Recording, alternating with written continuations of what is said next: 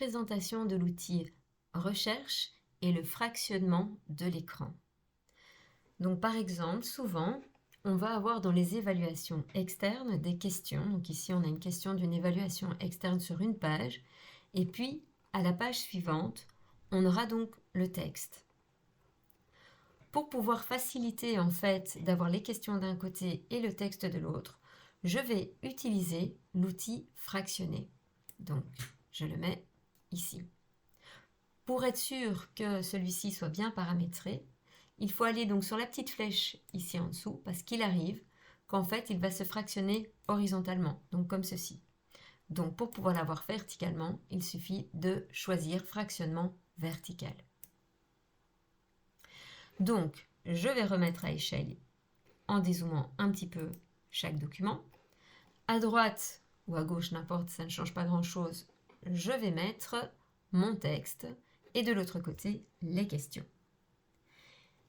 Ici, on vous demande, ces informations sont-elles présentes dans les documents du dossier informatif? Oui, non, entoure la bonne réponse. Si oui, recopie l'extrait sur lequel tu te bases pour répondre oui.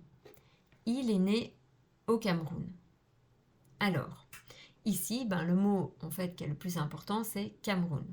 Donc pour cela, je vais utiliser la recherche. La recherche se trouve ici.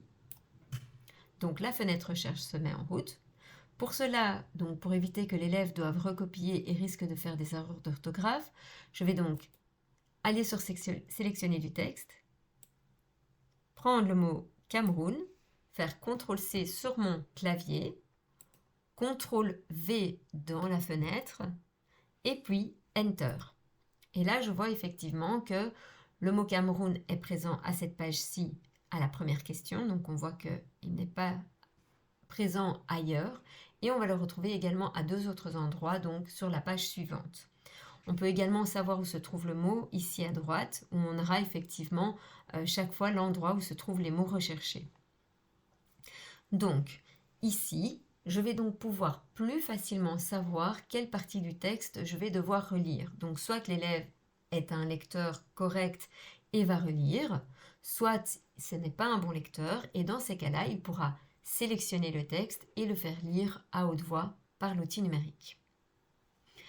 Donc ici, par exemple, on vous dit Yannick Noah est né en France à Sedan le 18 mai 1960. Son père Zachary est né à Yaoundé au Cameroun.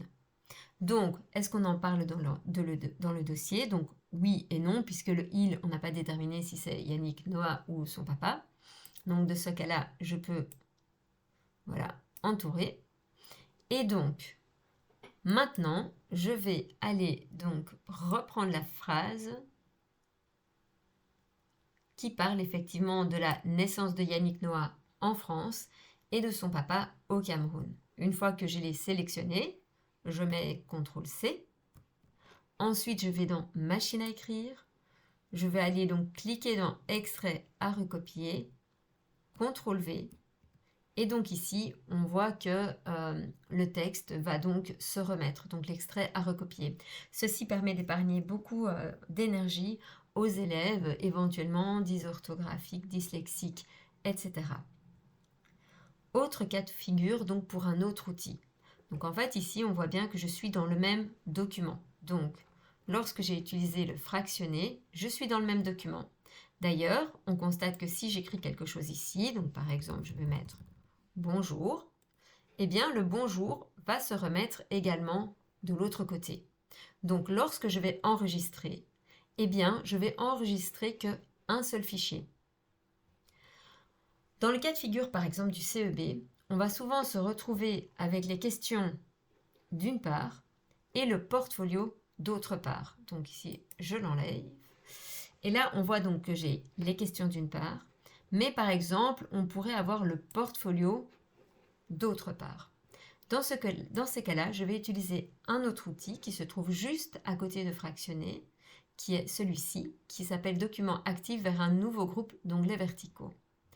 Je clique dessus, et là donc je vais avoir le portfolio d'un côté, donc je vais légèrement recadrer, voilà. Et de l'autre côté, donc je vais avoir mes questions de mon autre document.